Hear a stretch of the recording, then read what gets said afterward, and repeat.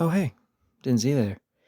Well, guys, I am incredibly sorry that this video is coming out at this time, because Fear Fallacy came out in early April, and it's only now that I'm making a very rushed audiobook.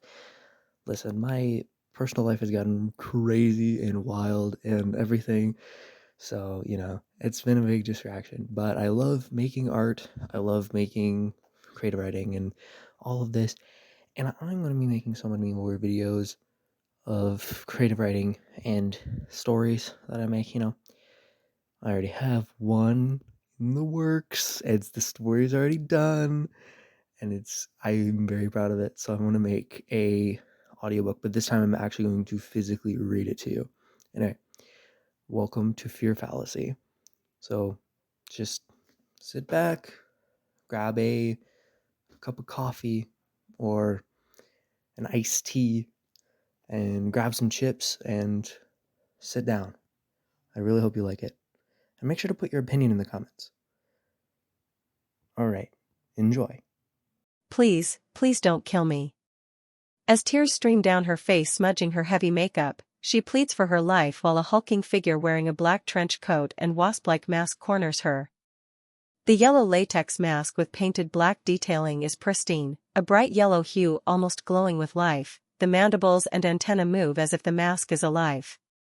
Her back presses up against the beige wall, her legs buckle and she falls onto the monochromatic beige carpet. The figure's axe swings down onto her leg, severing it instantly with a nauseating crunch. Blood gushes from her wound as she releases a blood-curdling scream that startles those who hear it.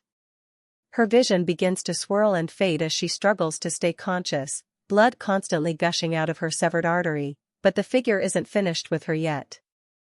It raises its axe and slices through her other leg with an unsettling ease. She screams once again, this one much more raspy and withered than the last. The figure raises its axe and she lets out one concluding whispered scream as the figure puts her life to an end with one final swing of his axe. My heart is pounding in my chest as I watch this unfold. I critique her form as usual. Don't beg for your life, the murderer never listens. Don't corner yourself, that's a rookie mistake. My fair skin sticks to the leather seat as cool air rushes through my curled hair, the deep red scrunchie keeping it from getting in the way of my viewing experience. The dark theater is as quiet as a graveyard, the pleasant smell of fresh popcorn filling my nostrils with delight, but the silence is interrupted swiftly and without warning. Ha, what a dumbass. My friend's voice startles me.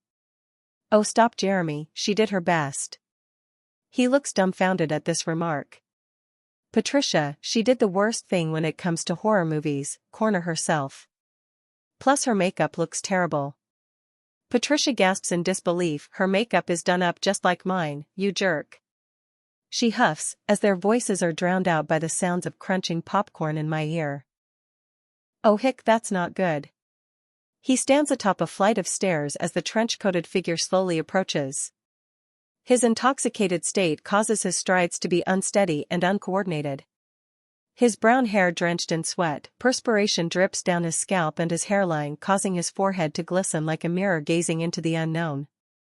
The figure's boots clomp on the wooden platform that leads to the steps, the sound of clomping comes to a halt as the figure looms over him. Gargantuan hands grab him by the neck, he produces gurgling sounds as he struggles to take a breath. The figure slams him into the ground, his head cracking against the floorboards, clear fluid seeps out of his ears and slowly drips onto the ground. He blinks, and starts to cough profusely. The figure's hands once again grab him by the neck, but this time he is thrown through the air, his limp body flailing about as he falls. His frame makes a thumping noise as he hits each step. A trail of blood is all that remains on the stairs as his lifeless corpse lay on the basement landing. This death was quite a bit more jarring than the last. His first mistake was getting drunk. Gloria chimes in, yeah, the idiot reminds me of Jeremy, can't stay sober for more than 5 minutes. She smiles and punches Jeremy, who sits behind our row. He looks at us and smiles sheepishly. What? I like to have a good time? Chad is sitting beside Jeremy. Come on guys, stop teasing Germ, we all like to have fun. Don't we? I nod in agreement without hesitation, just looking at Chad is enough to make me blush. If that was me in that situation, I'd just beat the killer into submission. Chad starts punching the air and we all start to laugh uncontrollably. I try to refocus back to the movie, but by the time it reacquires my attention, the film has almost come to a close. A door slams open, she sprints into the room, her curly hair bobbing up and down as she tries to settle her breathing. The room is a monochromatic beige, a bright orange bedspread adds a splash of color to the otherwise dull room. She dives under the bed, her left leg hitting the bed's metal frame, causing an ugly purple bruise to begin to form on the site of impact. She cowers in fear as the figure, now without its mask, stands in the doorway. Its left eye is sewn shut and oozing neon green pus as its bloodied brown boots inch ever closer to the bed where she hides. She finds a ray of light in this dark situation, a gleaming bronze-coated shotgun, with 2 rusted barrels, and a grip made of stained birch wood. She opens the shotgun's chamber and 2 pristine silver bullets lay in wait. She breathes a sigh of relief as she has found her saving grace. She angles herself so that the gun is poking out from underneath the bed and shoots towards the figure. The bullet misses the figure entirely, as if done intentionally. The shell pierces the room's ceiling and leaves a flurry of cracks in its wake. The figure laughs as humongous hands grab the metal frame, lifting the bed off the ground slightly, making a shrill creak and a series of deafening scraping noises as the figure drags one of the legs into position. The figure lets go and the leg pierces her chest. Wheezing noises escape her lips as her lungs and heart have been pierced by the metal leg. Blood oozes from her pale lips as the figure stands there, grinning like a Cheshire cat. As the credits roll, I finish my critiques. Well, first of all, she missed her shot. Second of all, Jeremy cuts me off. I'm sorry babe, but her makeup was trash. It seems like Patricia and Jeremy are arguing about the comments made earlier. So you think my makeup is trash? She looks at him with conviction and he smiles. Sometimes it can be a bit much babe. The entire group begins to howl as laughter emanates through the almost empty theater, but Patricia isn't amused. She pouts and Jeremy sighs. I know what will cheer you up. Why don't I rent a cabin in the middle of nowhere and buy a keg or 2? Maybe I'll even throw in some joints. How does that sound? Patricia smiles meekly. I guess I'll forgive you. I change the subject in a hurry. Man, I would have thought that William wouldn't have followed so many tropes. This remark gets no response as the group walks out of the theater and into the snowy veil that awaits outside. I met the director a few years ago because my Aunt Gloria was an actress in the film. After hearing William speak so highly of his film, it shocked me when I found out how many tropes he was following. The stench of marijuana is enough to make even the most hardcore stoners pass out. The blaring music is almost unintelligible as the bass reverberates off the walls and the drums shake our lungs violently. The cottage is nothing special. It is fully furnished with the only exception being that the oven is missing, and where it would be there is a dried-up remnant of a blackened puddle. The beige walls and beige carpets make the interior very uninteresting to look at, except for the pitch scorch marks that plague the carpet, which mostly congregate near the kitchen. The downstairs couch is covered in dark red stains. We joke that the person who lives here must like a glass of red. All I want to do is have a little fun before I die. We sing along to the music blaring. Jeremy is drunk enough to the point where he is unable to walk in a straight line and is in a constant state of slurring his words. He runs to the stairs in a hurry. Gotta puke, hic hee hee, puke. Patricia is stoned out of her mind, sitting on the stained couch and staring off into space. Gloria, Chad, and I however have stayed sober and have been enjoying the music and having fun. Suddenly a loud grinding sound starts to beckon from behind the cottage. The lights start to destabilize. At first, it only flickers once, but the flickering becomes constant, strobing every 3 seconds. The music's deafening volume starts to dissolve into nothingness, unable to be revived. We are left in silence as the clomping of boots reverberates throughout the cottage. A looming figure wearing a black trench coat and a wasp-like mask slowly walks down the stairs leading to the upper floor, boots quietly clomping on each step and covering them in grime. The figure is holding an axe that is covered in dried dark red patches. Its mask is extremely old and covered with stains of some kind. The color of the mask is fading and the latex has started to come apart in some places. the mandibles and antenna are completely still and the left antenna has been torn and is laying limp, barely holding on. The figure reaches the bottom step and stares at me, the bug eyes of its mask drilling fear into my heart. I hear a shrill shriek as Chad sprints out of the room and into the basement. The figure's attention suddenly turns to Patricia, who is staring at the ceiling in amazement. The figure steps closer to Patricia, but the sudden clomp of boots diverts her attention. Her eyes widen as she screams, running into the bathroom and locking the door. The figure follows closely behind her. She slams the door and the figure stands there comatose for a minute until raising his axe. Gloria and I run towards the stairs where the figure emerged and stick together. My mind is racing, but Gloria snaps me out of it. Our only goal is to stay calm and stick together. We start to hear loud cracks coming from the bathroom door, sounds of splinting wood followed by loud siren-like screams. We are running through a minotaur's labyrinth. The sounds of constant screaming suddenly come to an abrupt end as the faint clomping of boots starts to move towards us. We run to the end of the hall and Jeremy is there pulling up his pants. He cannot stand very well, but the vomiting has made him more aware. He stares at us in disbelief. Guys? You okay? We stop running and try to catch our breath while explaining the situation as best we can. A murderer is in the cottage and is chasing after us. He laughs, but our stone-cold faces must have shocked him. Okay, since you look serious, I'll trust. What are we gonna do? Just then the clomping paused. I look behind me and see the figure looming in the hallway. I hear Gloria scream as I stand in a trance staring at the figure. Jeremy grabs my face and says, "Bella, snap out of it, we gotta go." I turn around and see that Gloria has disappeared. A feeling of dread washes over me like a cold shower as I've been orphaned.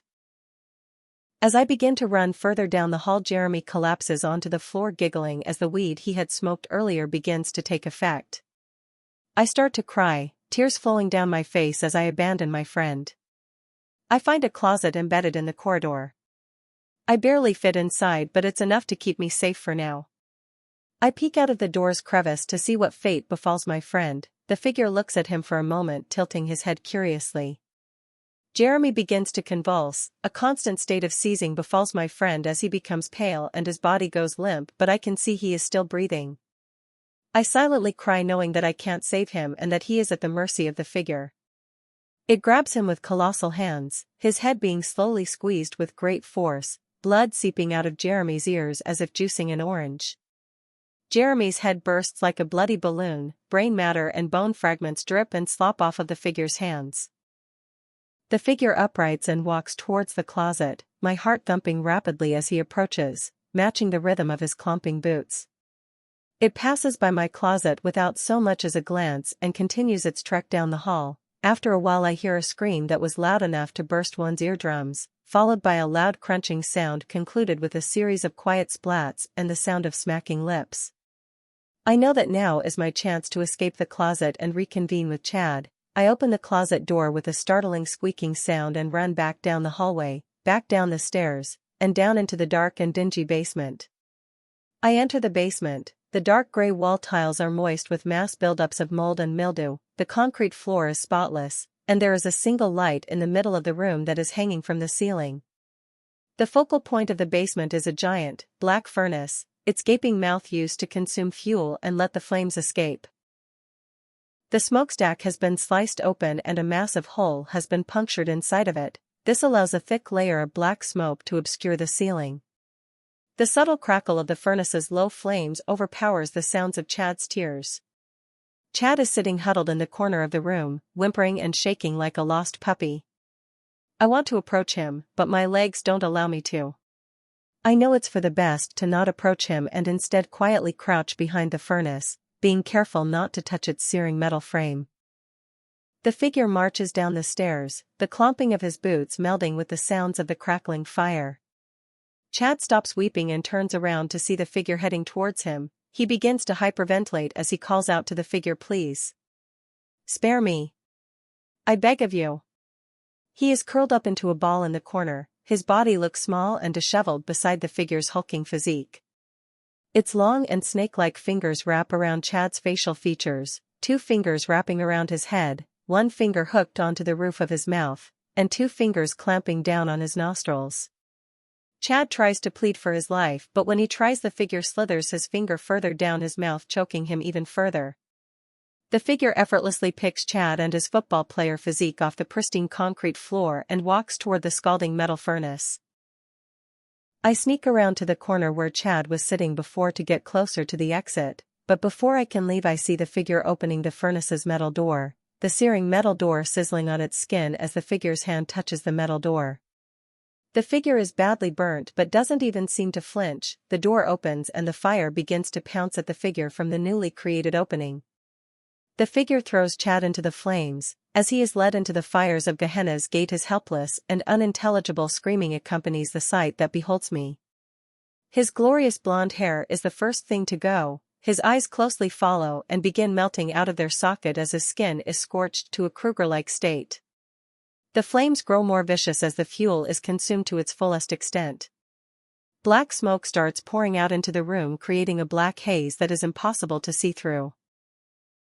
As I hear the furnace's door squeak and slam, I escape the basement and head back into the living room where this whole mess started. I pray that this is all a dream and that my friends haven't just died in front of me.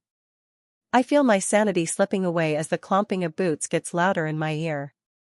The figure reaches the living room and stares at me. It speaks. "So Bella, did you enjoy the show?" I don't recognize this voice, but its haunting raspiness combined with its deep underbelly makes it jarring to listen to. I respond, "Not particularly." "Who are you?" The figure puts its hands behind its mask and begins to fiddle around with it. "I'm a little offended that you didn't recognize me, my dear. You used to love visiting me during the time I knew your aunt."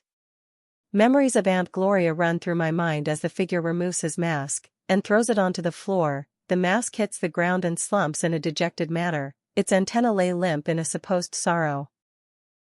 The face that is before me is an old decrepit man. Its face has cuts and gashes all over, sores are covering its nose, and pimples throughout its features spew pus.